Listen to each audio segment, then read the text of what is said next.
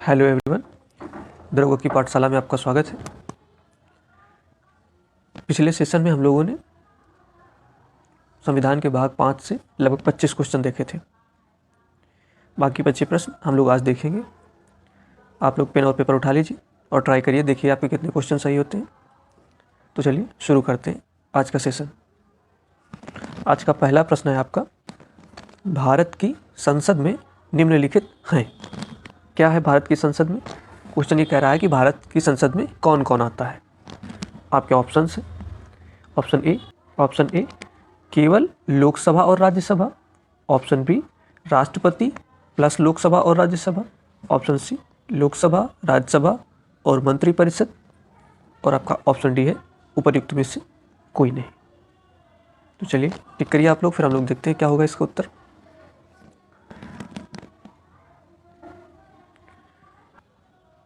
भारत के संविधान का अनुच्छेद 79 क्या कहता है? संसद का गठन, मतलब संसद में कौन कौन सी चीजें शामिल हैं। तो अनुच्छेद 79 के अनुसार संघ के लिए, तो केंद्र सरकार के लिए एक संसद होगी जिसमें कौन कौन होगा? राष्ट्रपति, दोनों सदन मतलब राज्यसभा और लोकसभा। जब संविधान बना था तब राज्यसभा और लोकसभा टर्म नहीं थे। उस समय राज्यसभा को बोला जाता था हाउस ऑफ स्टेट्स और लोकसभा को बोला जाता था house of Commons, house of people. बाद में 1954 में हाउस ऑफ स्टेट्स का नाम बदल के कर दिया गया राज्यसभा और हाउस ऑफ पीपल का नाम बदल के कर दिया गया लोकसभा। तब से यही नाम चले आ रहे हैं। तो संसद, भारत की संसद में कौन कौन हो गया? भारत की संसद के 3 पार्ट हो गए। पहला पार्ट राष्ट्रपति, दूसरा पार्ट राज्यसभा जिसको हम लोग उच्च सदन बोलते हैं, और तीसरा लोकसभा। तो आपका कौन सा उत्तर सही हो जाएगा? बी। अगला क्वेश्चन देखते हैं हम लोग। आपका क्वेश्चन कहता है कि किस मामले में सर्वोच्च न्यायालय ने कहा कि संसद संविधान संशोधन द्वारा न्यायिक पुनरावलोकन छीनकर अपनी शक्ति नहीं बढ़ा सकती है? मुद्दा न्यायपालिका और जो आपकी कार्यपालिका है उसके बीच में पावर टसल का था। तो क्वेश्चन कह रहा है कौन सा मामला था जिसमें सुप्रीम कोर्ट ने यह कहा कि संसद जो संविधान संशोधन की उसके पास शक्ति है अनुच्छेद 368 के तहत,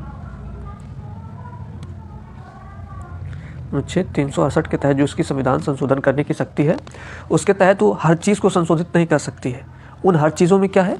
न्यायिक पुनरावलोकन, मतलब कि जुडिशियल रिव्यू। जुडिशियल रिव्यू का अगर हम लोग आम भाषा में मोटा मोटा मतलब समझें तो ये समझिए कि कोई कानून है जो संसद ने बनाया, कोई भी कानून, जैसे कि अभी सबसे लेटेस्ट संविधान संशोधन संसद ने क्या किया? 106वां संविधान संशोधन किया कि संसद में और राज्य की विधानसभा में उन्होंने 33% महिलाओं को आरक्षण दे दिया कि कुल सीटों का 33% महिलाएं होंगी अगले लोकसभा चुनाव से। ये उन्होंने फिक्स कर दिया। तो ये जो कानून संसद ने बना दिया कि ऐसा होगा, वो कानून सही है कि गलत ये कौन तय करेगा? संसद तो कुछ भी बना सकती है ना, सरकार तो कोई भी कानून बना सकती है जो उसकी मर्जी में आए। कोई भी कानून, मान लीजिए कि जो इंसान 1 लाख रुपए कमाता है वो 20,000 रुपये टैक्स भरेगा, ये भी कानून बना सकती है सरकार। तो कोई भी कानून किस हद तक सही है और किस हद तक जनता के लिए सही नहीं है, ये तय करने का जो अधिकार सुप्रीम कोर्ट के पास है, supreme court plus high court के पास भी। हाई कोर्ट 226 के तहत ये देखेगा और सुप्रीम कोर्ट 32 के तहत देखेगा। तो ये जो अधिकार है उनके पास में 13 + 32, 13(2) क्या कहता है? 13(2) कहता है, अनुच्छेद 13 के 2, ये कोई ऐसा कानून जो संविधान लागू होने के बाद बना है। और 13 क्या कहता है? कोई ऐसा कानून जो संविधान लागू होने के पहले बना है। अगर वो फंडामेंटल राइट का उल्लंघन करता है तो रद्द माना जाएगा। तो अगर इनको आप मिला के देखें तो ये न्यायिक पुनरावलोकन की शक्ति वहाँ से प्राप्त होती है कि कोई भी कानून अगर जनता के हित में नहीं है, सरकार मनमाने तरीके से लागू कर रही है, तो वो कितना उचित है कितना अनुचित है, इसको जो तय करने की शक्ति है वो है न्यायिक पुनरावलोकन। और वो शक्ति सुप्रीम कोर्ट से संसद संविधान में संशोधन करके उसको छीन नहीं सकती है। ये किस मामले में सुप्रीम कोर्ट ने फैसला दिया? तो आइए देखते हैं आपका उत्तर क्या है, आप लोग टिक करिए। ये मामला है मिनर्वा मिल्स का, मिनर्वा मिल्स मामला।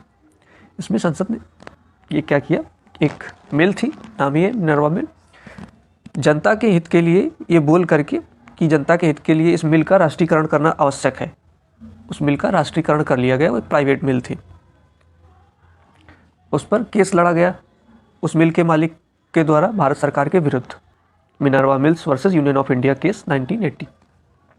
जिस दिन जजमेंट आया उस दिन सुप्रीम कोर्ट ने कहा कि ठीक है, आपने ये कहा कि ये जनता के हित के लिए हमने ऐसा किया है तो ठीक है, पर आप एक बात याद रखिए कि जनता के हित का हवाला देकर आप किसी भी चीज़ को इस तरीके से हड़प नहीं सकते हैं, और हम इसकी न्यायिक समीक्षा करेंगे।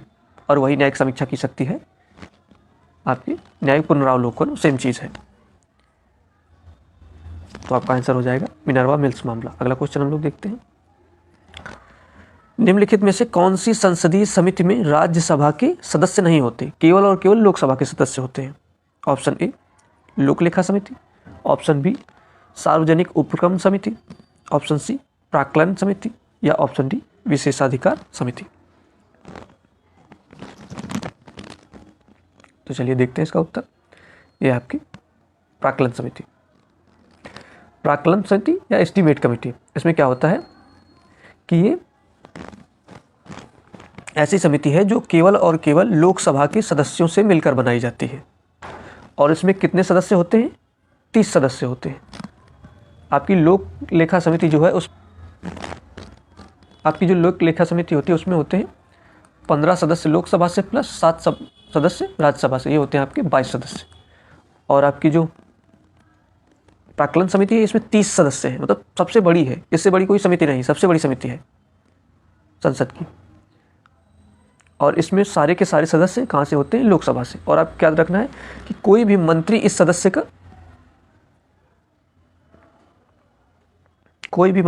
समिति का सदस्य नहीं हो सकता। अगर आप मंत्री हैं तो आप प्राक्कलन समिति के सदस्य नहीं बन सकते। और इसका कार्य क्या है? मितव्यता और संगठनात्मक सुधारों पर रिपोर्ट देना।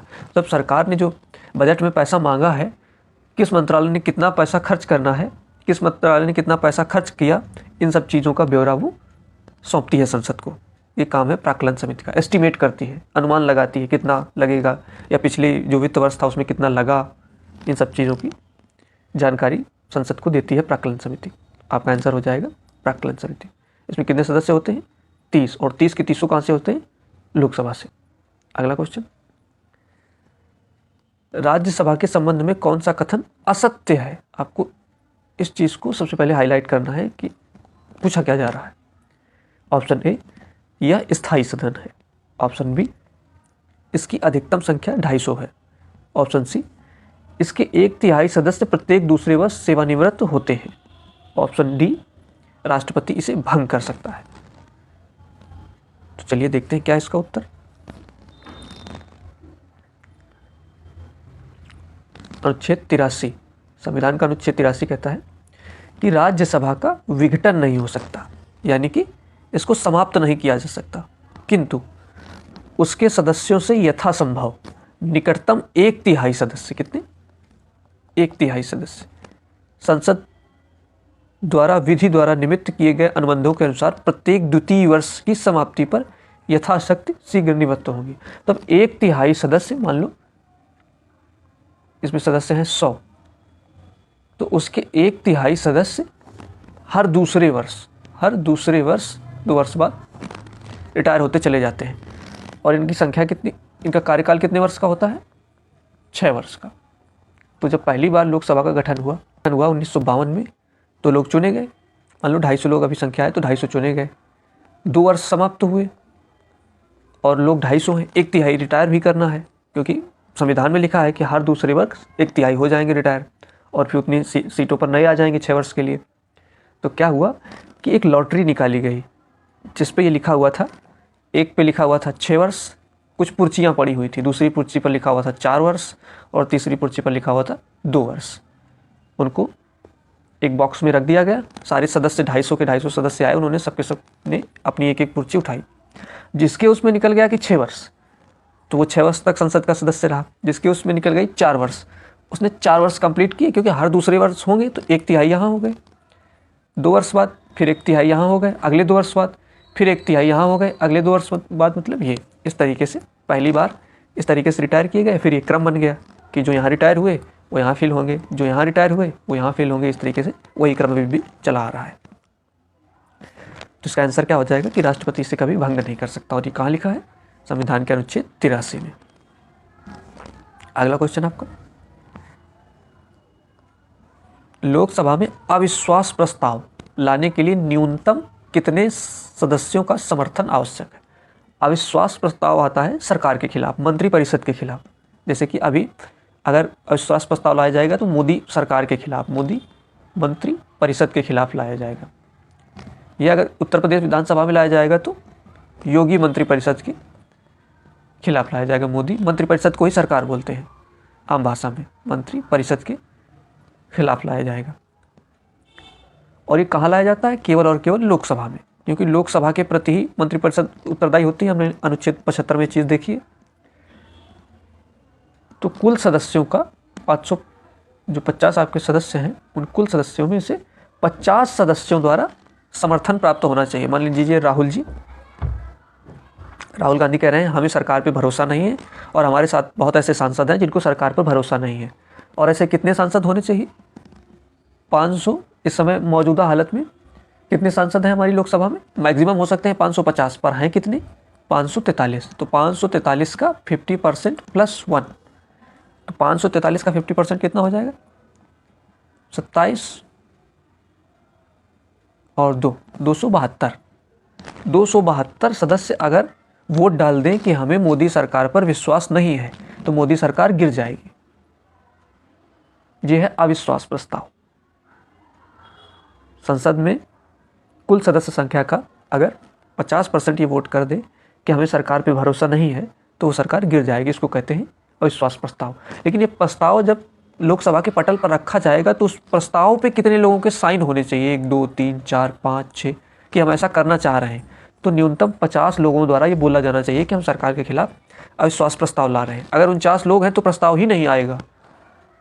पास होने ना होने की तो बात की बात है कि संसद उसे पास करेगी कि नहीं, 272 वोट देगी, पर पेश ही नहीं होगा अगर 49 सदस्य हैं। तो न्यूनतम संख्या होनी चाहिए, ज़्यादा हो सकते हैं, 100 सदस्य भी पेश कर सकते हैं, पर न्यूनतम 50 सदस्य होने चाहिए अविश्वास प्रस्ताव को लाने के लिए। अगला क्वेश्चन, भारतीय संविधान के किस अनुच्छेद के तहत सर्वोच्च न्यायालय की स्थापना हुई थी? पूछ रहा है सर्वोच्च न्यायालय की, सुप्रीम कोर्ट की स्थापना किस अनुच्छेद के तहत हुई थी? अनुच्छेद 124, अनुच्छेद 214, अनुच्छेद 32 और अनुच्छेद 226। आइए देखते हैं। आपका अनुच्छेद 124 क्या कहता है? भारत का एक उच्चतम न्यायालय होगा और उसमें एक क्या होगा? मुख्य न्यायमूर्ति होगी, तथा जब तक संसद कानून बनाकर ये तय नहीं कर देती कि सुप्रीम कोर्ट में चीफ जस्टिस के साथ कितने अन्य जस्टिस होंगे, तब तक कितने होंगे? 7। सुप्रीम कोर्ट में कितने जस्टिस होंगे कौन तय करता है? संसद कानून बनाकर। जैसे अभी कितने? चीफ जस्टिस प्लस 33, अभी टोटल संख्या है 34। पर जब संविधान लागू हुआ था 26 जनवरी 1950 को, उस समय संख्या थी 1+7, और वो भी आपका अनुच्छेद में लिखा हुआ है, मुख्य न्यायमूर्ति प्लस 7। और कब तक? जब तक संसद कानून विधि मतलब कानून द्वारा तय न कर दे कि कितनी संख्या होनी चाहिए, तब तक के लिए टेम्परेरी है कि एक chief justice plus 7 other justice. आपका आंसर क्या हो जाएगा? अनुच्छेद 124। और अनुच्छेद 214 क्या है? High court. विभिन्न स्टेट्स में से हाई कोर्ट्स को परिभाषित किया गया है उससे अनुच्छेद 214 के द्वारा। और अनुच्छेद 32 में क्या है? रिट जारी करने की शक्ति किसकी? सुप्रीम कोर्ट की। और 226 में क्या है? हाई कोर्ट की रिट जारी करने की शक्ति। ये सुप्रीम कोर्ट और ये हाई। अगला क्वेश्चन हम लोग देखते हैं। ये आपका इन्फोग्राफिक्स है, आप लोग इसको भी पढ़ लीजिए, काम की चीज़ है। अगला क्वेश्चन, भारत के मुख्य न्यायाधीश की नियुक्ति कौन करता है? चीफ जस्टिस ऑफ इंडिया की नियुक्ति कौन करता है? ऑप्शन ए प्रधानमंत्री, ऑप्शन बी राष्ट्रपति, ऑप्शन सी भारत की संसद, या ऑप्शन डी विधि मंत्री, कानून मंत्री। तो चलिए देखते हैं। ये हैं आपके 50वें चीफ जस्टिस धनंजय यशवंत चंद्रचूड़ और ये है आपकी महामहिम राष्ट्रपति द्रौपदी मुर्मू जी। अनुच्छेद 124 का 6 क्या कहता है? उच्चतम न्यायालय का न्यायाधीश होने के लिए नियुक्त प्रत्येक व्यक्ति अपने पद की शपथ लेगा, पर किसके सामने? राष्ट्रपति के या उसके द्वारा इस कार्य के लिए नियुक्त व्यक्ति से। मान लीजिए राष्ट्रपति कहीं विदेश की यात्रा में है और पिछले चीफ जस्टिस का कार्यकाल समाप्त हो गया और नए चीफ जस्टिस को कल शपथ दिलानी है, पर राष्ट्रपति कहीं विदेश के दौरे में है या अस्वस्थ हैं काम करने में, तो चीफ जस्टिस इंतजार थोड़ी करेंगे कि राष्ट्रपति आए तो हमें शपथ दिलाएं। अगर राष्ट्रपति नहीं है तो उसके द्वारा नियुक्त किसी भी व्यक्ति द्वारा चीफ जस्टिस को शपथ दिलाई जा सकती है, पर अगर राष्ट्रपति उपलब्ध है तो फिर राष्ट्रपति दिलाएंगे। और ये कहाँ लिखा है? अनुच्छेद 124 के 6 पार्ट में। अगला क्वेश्चन, निम्नलिखित में से कौन सा सर्वोच्च न्यायालय का, सुप्रीम कोर्ट का मूल अधिकार क्षेत्र है? ओरिजिनल ज्यूरिसडिक्शन, मतलब कि सुप्रीम कोर्ट की स्थापना मुख्य रूप से किस उद्देश्य से हुई थी? बाद में जैसे जैसे समस्याएं बढ़ी, जैसे जैसे कोर्ट में केसेस बढ़े, सुप्रीम कोर्ट ने भी हाई कोर्ट्स के भार को कम करने के लिए कुछ केसेस सुनने एक्स्ट्रा से चालू कर दिए, पर मूल रूप से जो सुप्रीम कोर्ट की स्थापना हुई थी वो किस वजह से हुई थी? उसका ओरिजिनल ज्यूरिसडिक्शन क्या है वो इसमें पूछा जा रहा है। नहीं है, सॉरी, ओरिजिनल ज्यूरिसडिक्शन नहीं है, ये पूछा जा रहा है। क्या है? नहीं, क्या नहीं है? क्वेश्चन को ध्यान से पढ़िएगा। ऑप्शन ए, केंद्र सरकार और राज्य सरकार के बीच में अगर कोई विवाद है। ऑप्शन बी, मौलिक अधिकारों का प्रवर्तन, उनको लागू करवाना। ऑप्शन सी, अपराधी अपीलें। या ऑप्शन डी, 2 या 2 से अधिक राज्यों के बीच में विवाद। अब इसमें क्या कह रहा है? एक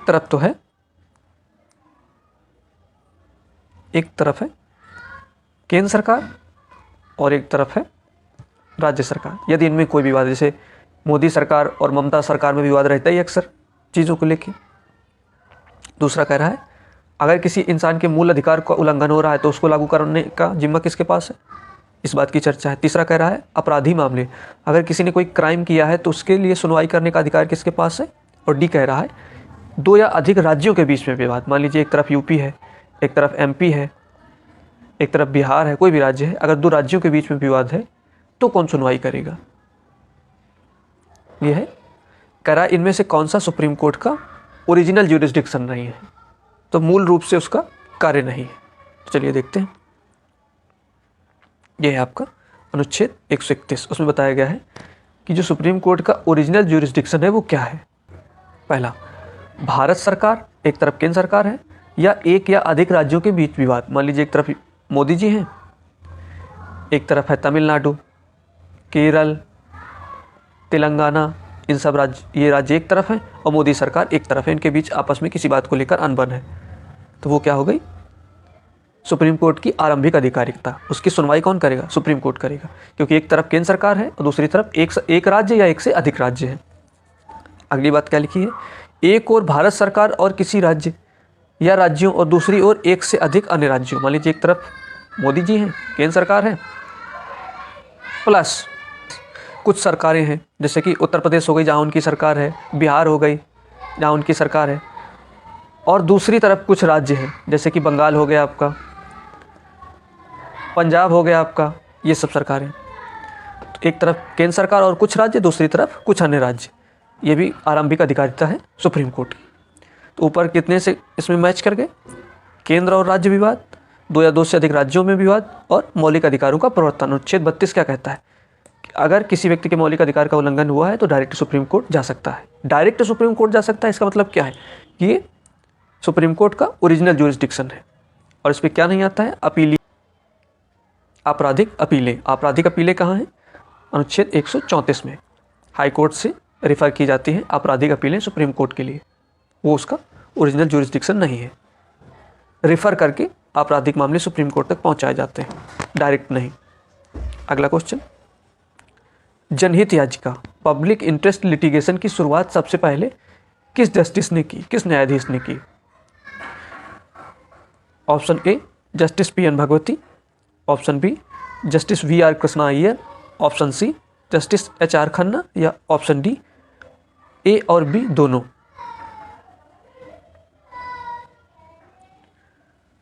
तो चलिए देखते हैं इसका उत्तर क्या है। भारत में जनहित याचिका की उत्पत्ति कब हुई थी? सर्वप्रथम सन 1976 में न्यायमूर्ति कृष्णा अय्यर ने इसकी नींव रखी। जो पहला केस हुआ था हुसैन आरा खातून वर्सेस स्टेट ऑफ बिहार 1989 में क्या था कि इनके एक परिचित जेल में थे और जेल में बहुत ही अमानवीय कृत्य किए जाते थे सारे कैदियों के साथ में। तो उन्होंने कहीं से एक पर्ची में अपनी समस्या लिखकर सुप्रीम कोर्ट का नाम डालकर कहीं से उसको पोस्ट कर दिया और वो पहुंच गया सुप्रीम कोर्ट के पास। और उस पर्ची का ही संज्ञान लेकर, एक संदेश पत्र का संज्ञान लेकर सुप्रीम कोर्ट ने उसकी सुनवाई की और उसके बाद में उस जेल में बंद 40,000 से अधिक विचाराधीन कैदी जो बिना किसी ठोस सबूत के जेल में कैद थे, सबको रिहा किया गया। वहीं से शुरुआत होती है PIL की, पब्लिक इंटरेस्ट लिटिगेशन। यानी कि अगर आपके पास,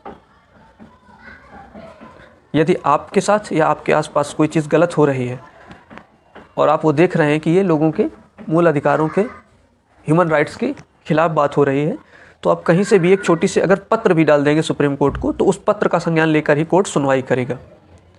उसको बोलते हैं जनहित याचिका। उसके लिए आपको किसी वकील को करने की ज़रूरत नहीं, सुप्रीम कोर्ट जाने की ज़रूरत नहीं है। सुप्रीम कोर्ट स्वतः संज्ञान लेके ऐसी सुनवाइयाँ करता है जो लोकहित में हो, जनहित में हो, इसीलिए इसको कहते हैं जनहित याचिका। और इसको सबसे ज़्यादा पॉपुलर बनाया था SP गुप्ता बनाम भारत संघ के मामले में जस्टिस PN भगवती ने। उन्होंने इसको बहुत पॉपुलर कर दिया पूरे भारत में, इसलिए जो आपकी PIL है उसकी शुरुआत मानी जाती है। Justice VR Krishna Iyer plus justice Bhagwati दोनों ने इसकी शुरुआत की, इसलिए ऑप्शन D सही होगा। अगला क्वेश्चन है आपका, भारतीय संविधान में प्रक्रिया स्थापित विधि द्वारा कि प्रोसीजर एस्टैब्लिश्ड बाय लॉ और ड्यू प्रोसेस ऑफ लॉ में क्या अंतर है? तो इनमें से मूल रूप से एक चीज़ का अंतर है। जो प्रोसीजर एस्टैब्लिश्ड बाय लॉ है वो हमने लिया है इंग्लैंड से, और ड्यू प्रोसेस ऑफ लॉ हमने लिया है अमेरिका से, वहाँ के संविधान से। प्रोसीजर एस्टैब्लिश्ड बाय लॉ 3 चीज़ों को देखता है। पहली बात कि जो कानून बनाया गया है वो उसी अथॉरिटी के द्वारा बनाया गया है जिसके पास ये अधिकार है, या किसी अन्य अथॉरिटी के पास बनाया गया है। पहली बात तो ये चेक करता है। दूसरी बात ये देखता है कि जो लॉ बनाया गया है उसमें प्रोसीजर सही तरीके से फॉलो किया गया है कि नहीं किया गया, कोई प्रोसीजरल लैकुना तो नहीं है। और तीसरी बात क्या देखता है कि कोई कानून किसी बारे में है भी कि नहीं। मान लीजिए आपको बाइक से किसी को एक्सीडेंट करने के लिए मौत की सज़ा दे दी गई, तो क्या ऐसा कानून है कि कोई अगर बाइक से किसी का एक्सीडेंट कर देगा तो उसको मौत की सज़ा होगी? पहले तो यही देखा जाएगा ना कि ऐसा कोई कानून है कि नहीं। अगर कानून नहीं है तो आपको सज़ा नहीं दी जा सकती। उसके लिए सबसे पहले कानून होना चाहिए कि अगर कोई व्यक्ति किसी दूसरे व्यक्ति का बाइक से एक्सीडेंट करेगा तो उसको मौत की सज़ा होगी। पहली बात तो ऐसा कानून होना चाहिए। दूसरा, वो कानून ऐसी संस्था द्वारा पास होना चाहिए जिसके पास ये अथॉरिटी हो। जैसे मान लीजिए उत्तर प्रदेश की सरकार संविधान में संशोधन कर दे कि अब से भारत हिंदू स्टेट है, तो क्या उत्तर प्रदेश की विधानसभा के पास ये अधिकार है कि वो संविधान में संशोधन कर दे? तो नहीं है, क्योंकि संविधान में संशोधन करने की शक्ति संसद के पास है। किसी राज्य की विधानसभा संविधान में संशोधन नहीं कर सकती। तो दूसरी चीज़ क्या देखी जाएगी कि जिस अथॉरिटी ने वो कानून बनाया है क्या उसके पास ये अधिकार है कि वो ऐसा कानून बना सके। पहली बात क्या देखी जाएगी, क्या ऐसा कोई कानून है भी कि नहीं कि किसी व्यक्ति ने किसी को एक्सीडेंट किया बाइक से तो उसको मौत की सज़ा हो। और फिर तीसरी बात क्या है कि जो कानून बनाया गया है वो सही तरीके से पास किया गया है कि नहीं, जो इसके लिए रिक्वायर मेजोरिटी चाहिए उतनी मेजोरिटी से पास हुआ है कि नहीं। मान लीजिए संविधान संशोधन करना है तो उसके लिए 2/3 बहुमत चाहिए होता है कुल सदस्यों का, पर ऐसा तो नहीं है कि ये 50% बहुमत के साथ पास कर दिया गया हो। ये चेक करेगा कि जो कानून पास हुआ है उसमें जो प्रोसीजर है वो सही से फॉलो हुआ है कि नहीं। और ड्यू प्रोसेस ऑफ लॉ में क्या होता है, न्यायोचित प्रक्रिया में क्या होता है, ये तीनों चीज़ें तो देखी ही जाएंगी। चौथी चीज़ ये देखी जाएगी कि सरकार की मंशा क्या थी इसको पास करते समय। मान लीजिए सारी चीज़ें सही हैं, ये भी सही है, ये भी सही है, ये भी सही है, पर जब वो कानून बनाया गया क्या उस कानून को लाने के लिए सरकार की मंशा सही थी? अगर मंशा भी सरकार की गलत है तो भी सुप्रीम कोर्ट उसको रद्द कर सकता है। और ये किसके तहत रद्द कर सकता है? ड्यू प्रोसेस ऑफ लॉ के तहत। अभी आप देखिए सरकार लेके आई थी इलेक्टोरल बॉन्ड, मतलब कोई भी व्यक्ति किसी भी राजनीतिक पार्टी को जितना पैसा मन हो गुप्त रूप से दान कर दे, इसको कोई देख नहीं सकता है। गुप्त रूप से दान हो रहा था, एक कानून बना के संसद में पास किया गया, फिर ये व्यवस्था लाई गई। तो सुप्रीम कोर्ट ने सबसे पहले क्या देखा कि ऐसा कोई कानून है, तो हाँ बिल्कुल है। क्या उस संस्था के द्वारा पास किया गया जिसके पास ये पावर है? हाँ, संसद के पास पावर है, उसने पास किया, बिल्कुल ठीक है।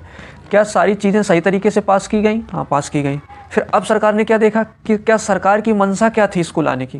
क्या ये मंशा ठीक थी कि भारत में और खुलापन आए, लोगों को जानकारी हो,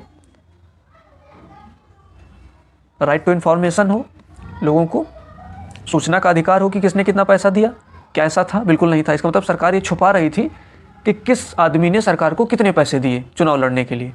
तो सुप्रीम कोर्ट ने कहा कि आपकी मंशा सही नहीं है, इसलिए हम ड्यू प्रोसेस ऑफ लॉ के तहत इलेक्टोरल बॉन्ड की जो आपकी स्कीम है इसको हम रद्द घोषित करते हैं, असंवैधानिक घोषित करते हैं, और इसको रद्द कर दिया गया। कैसे? ड्यू प्रोसेस ऑफ लॉ के तहत। और ये पहली बार कब आया था ड्यू प्रोसेस ऑफ लॉ? तो मेनका गांधी के केस में आया था 1978 में। चलिए अगला क्वेश्चन देखते हैं।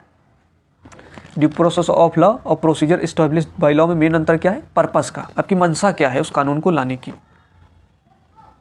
अगला क्वेश्चन है कि रिट जारी करने की जो शक्ति है सर्वोच्च न्यायालय की और उच्च न्यायालयों की, हाई कोर्ट्स की, वो किस अनुच्छेद में है? ऑप्शन ए अनुच्छेद 32 और 226, ऑप्शन बी 226 और 32, ऑप्शन सी 136 और 226, और ऑप्शन डी 32 और 32।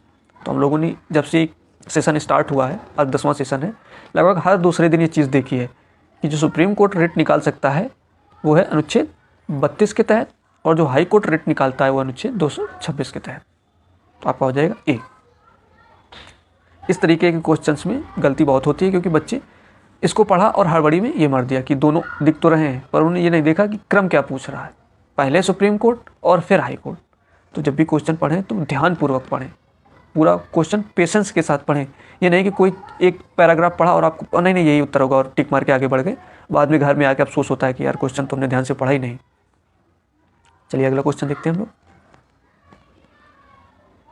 कोलेजियम प्रणाली सर्वप्रथम किस न्यायिक निर्णय में विकसित हुई थी? ऑप्शन ए प्रथम न्यायाधीश मामला, ऑप्शन बी द्वितीय न्यायाधीश मामला, ऑप्शन सी तृतीय न्यायाधीश मामला, या ऑप्शन डी NJAC मामला, national judicial commission appointment commission के द्वारा। तो चलिए देखते हैं कोलेजियम व्यवस्था। सबसे पहले हम लोग समझ लेते हैं अभी आज कौन सी डेट है? आज 21। इसी सप्ताह chief justice of India retire होने वाले हैं BR गवई साहब, और नेक्स्ट चीफ जस्टिस बनेंगे शायद जस्टिस सूर्यकांत, सही से मुझे नाम नहीं याद है, शायद जस्टिस सूर्यकांत।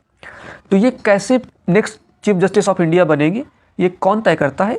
ये प्रणाली तय करती है जिसको बोलते हैं कोलेजियम सिस्टम। इसमें क्या होता है, वर्तमान चीफ जस्टिस होंगे, गवई साहब होंगे, और उनके बाद 4 सीनियर मोस्ट जज होंगे सुप्रीम कोर्ट के, और ये 5 लोग ये डिसाइड करेंगे कि अगला चीफ जस्टिस कौन होगा।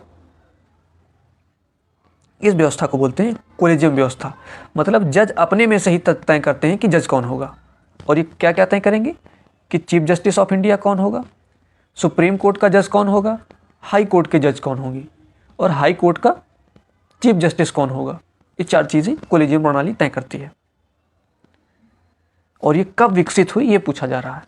तो चलिए देखते हैं। द्वितीय न्यायाधीश मामला 1993, सेकेंड जजेस केस इसको बोलते हैं।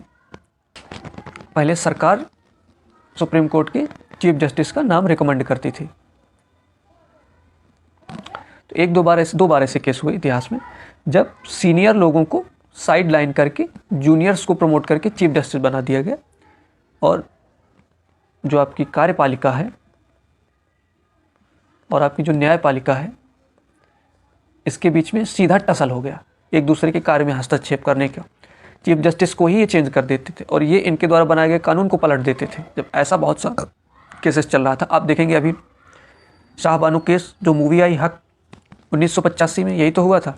सुप्रीम कोर्ट ने मुस्लिम महिलाओं के हक में फैसला दिया, राजीव गांधी सरकार ने उस फैसले को ही पलट दिया संसद में कानून बनाकर। टसल चलता था कार्यपालिका और न्यायपालिका के बीच, कोर्ट के बीच और सरकार के बीच। इन चीज़ों से बचने के लिए कोलेजियम प्रणाली लाई गई थी कि जस्टिस आपस में ही तय करेंगे कि अगला जस्टिस कौन होगा, चीफ जस्टिस कौन होगा, अगला सुप्रीम कोर्ट का जस्टिस कौन होगा जो हाई कोर्ट से आएगा या कोई वकील होगा, या हाई कोर्ट का जस्टिस कौन होगा। ये 5 लोगों की एक सदस्य टीम होगी जो निर्धारित करेगी कि इस तरीके के जज कौन कौन होंगे, चीफ जस्टिस ऑफ इंडिया कौन होगा, सुप्रीम कोर्ट का जज कौन होगा, chief justice of high court कौन होगा, हाई कोर्ट का जज कौन होगा। ये सारी चीज़ें कोलेजियम प्रणाली तय करेगी। और इसकी शुरुआत हुई थी A.N.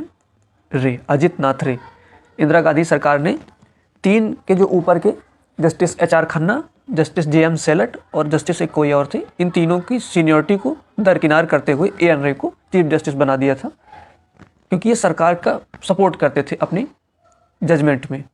इन सब चीज़ों से बचने के लिए कोलेजियम प्रणाली लाई गई कि अब हम सरकार से अपने आप को अलग रखते हैं और हम अपना एक अलग मैकेनिज्म बनाते हैं कि सुप्रीम कोर्ट का अगला चीफ जस्टिस कौन होगा। चलिए अगला क्वेश्चन देखते हैं। भारत में न्यायिक समीक्षा जुडिशियल रिव्यू की शक्ति स्पष्ट रूप से कहाँ उल्लिखित है?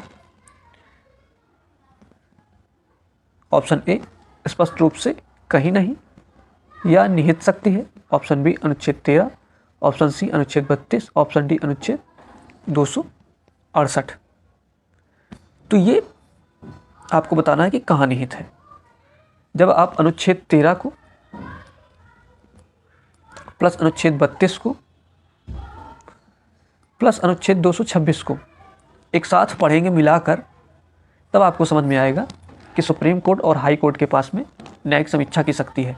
संसद ने या राज्य के विधानमंडल ने कोई कानून बनाया है तो वो जनता के हित में है कि नहीं, उचित है कि नहीं, ये चेक करने का अधिकार जो कोर्ट के पास है उसी को बोलते हैं जुडिशियल रिव्यू की पावर।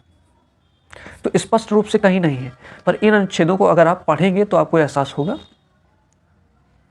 कि जुडिशियल रिव्यू की पावर कोर्ट के पास है, क्योंकि अनुच्छेद 13 का 2 क्या कहता है?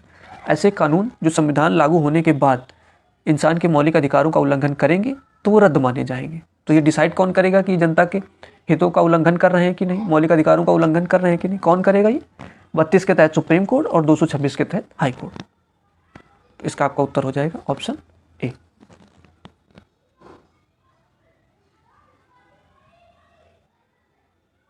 अगला क्वेश्चन, सर्वोच्च न्यायालय में न्यूनतम कितने न्यायाधीशों की पीठ संविधान पीठ कहलाती है? ये तो एक फैक्चुअल क्वेश्चन है। Option A 2, option B 3, option C 4 या ऑप्शन डी 5। तो सुप्रीम कोर्ट में 5 न्यायाधीशों की जो पीठ होती है उसको कॉन्स्टिट्यूशनल बेंच कहा जाता है, संविधान पीठ कहा जाता है। अगला क्वेश्चन, सर्वोच्च न्यायालय का पहला मुख्य न्यायाधीश कौन था?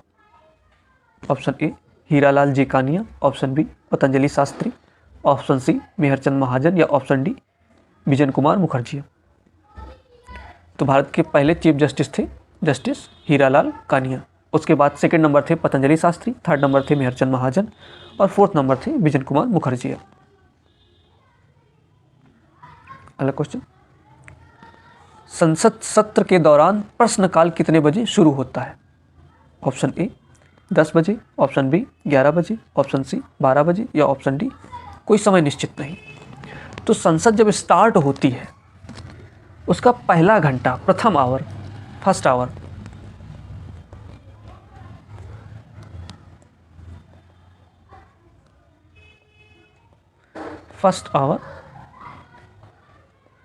क्या होता है आपका? क्वेश्चन आवर, पहला घंटा। और संसद आमतौर पर 11 बजे स्टार्ट होती है, तो क्या हो जाएगा 11 बजे। अगला क्वेश्चन है आपका, निम्नलिखित में से कौन सा तारांकित प्रश्न कहलाता है? स्टार्ड क्वेश्चन, ऐसा क्वेश्चन जिसमें स्टार बना हुआ हो। ऑप्शन ए लिखित उत्तर के लिए, ऑप्शन बी मौखिक उत्तर और पूरक प्रश्न के लिए, ऑप्शन सी बिना सूचना का प्रश्न, ऑप्शन डी अल्प सूचना का प्रश्न। तो अगर कोई सांसद किसी मंत्री से कोई जवाब चाहता है तो वो डिसाइड करेगा कि वो जवाब लिखित में चाहता है या जवाब मौखिक में चाहता है, वर्बली चाहता है, बोल के चाहता है। तो अगर वो चाहता है कि उसको लिखित में जवाब मिले, मान लीजिए उसने पूछा कि इस बार सरकार ने कितने रुपए का कोयला बेचा वित्त वर्ष 2024-25 में जो बीत गया, उसमें सरकार ने कितने रुपए का कोयला बेचा एक साल में। तो ये अगर वो चाहता है कोई भी सांसद कि सरकार से पूछे मौखिक रूप से, अगर वो चाहता है तो उसको वो स्टार लगा देगा अपने क्वेश्चन में, पूछने से पहले जब वो लोकसभा अध्यक्ष के पास रखेगा या राज्यसभा में सभापति के पास रखेगा। अगर उसने अपने प्रश्न पे जो लिखित रूप से दिया उस पर स्टार नहीं लगाया, इसका मतलब है वो उसका उत्तर लिखित रूप से चाहता है। प्रश्न पूछते समय स्टार लगा देने का मतलब है वो उसका उत्तर चाहता है मौखिक रूप से कि मंत्री सदन में जवाब दे कि आपने एक साल में कितने रुपए का कोयला बेचा। और जब मंत्री जी उत्तर देंगे कि हमने 100 रुपए का कोयला बेचा, तो वो जो माननीय सांसद है जिसने क्वेश्चन किया है वो उससे दोबारा क्वेश्चन पूछ सकता है कि ये बताइए अच्छा पिछले वर्ष कितने का कोयला बेचा था, इस वर्ष कितने का बेचा है। अगर पिछले वर्ष 120 का बेचा था, इस वर्ष 100 का, तो ये 20 रुपए की कमी क्यों आई। ये होता है पूरक प्रश्न, पहले पूछे गए प्रश्न का अनुसांगिक प्रश्न। पर अगर आपने लिखित उत्तर मांगने के लिए गुजारिश की है, स्टार नहीं लगाया है, तो लिखित उत्तर में पूरक प्रश्न आप नहीं पूछ सकते। आप कहेंगे आपने ये बताइए कि पिछले वित्त वर्ष में आपने कितने रुपए का कोयला बेचा। मंत्री जवाब दे देगा कोयला मंत्री कि हमने 100 रुपए का कोयला बेचा, लिखित रूप से आपके पास पहुंच जाएगा वो। उस पर आप पूरक प्रश्न नहीं पूछ सकते। अगला क्वेश्चन, शून्यकाल 0 आवर आधिकारिक तौर पर कितने बजे शुरू होता है। ऑप्शन ए 11 बजे, ऑप्शन बी 12 बजे, ऑप्शन सी 12 बजे के तुरंत बाद, या ऑप्शन डी कोई समय सीमा निश्चित नहीं। तो शून्यकाल क्वेश्चन आवर के प्रश्नकाल के जस्ट बाद शुरू होता है। जस्ट बाद, जैसे ही क्वेश्चन आवर खत्म होगा शून्यकाल चालू हो जाएगा।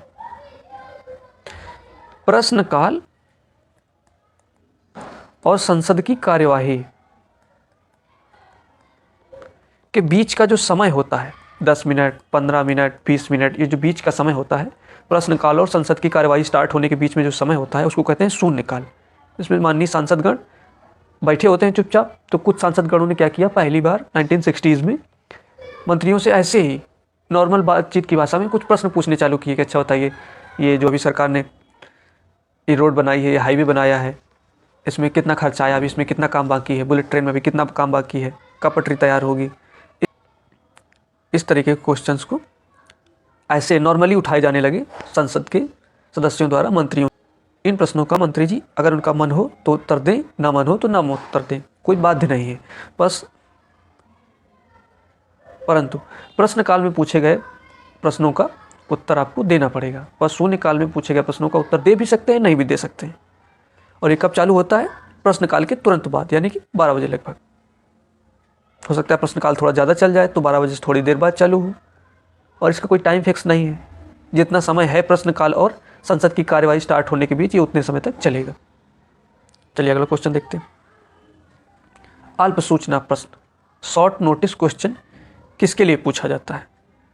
ऑप्शन ए तुरंत ध्यानाकर्षण के लिए, ऑप्शन बी सार्वजनिक महत्व के अत्यावश्यक मामलों के लिए, ऑप्शन सी लिखित उत्तरों के लिए, या ऑप्शन डी निजी सदस्यों द्वारा।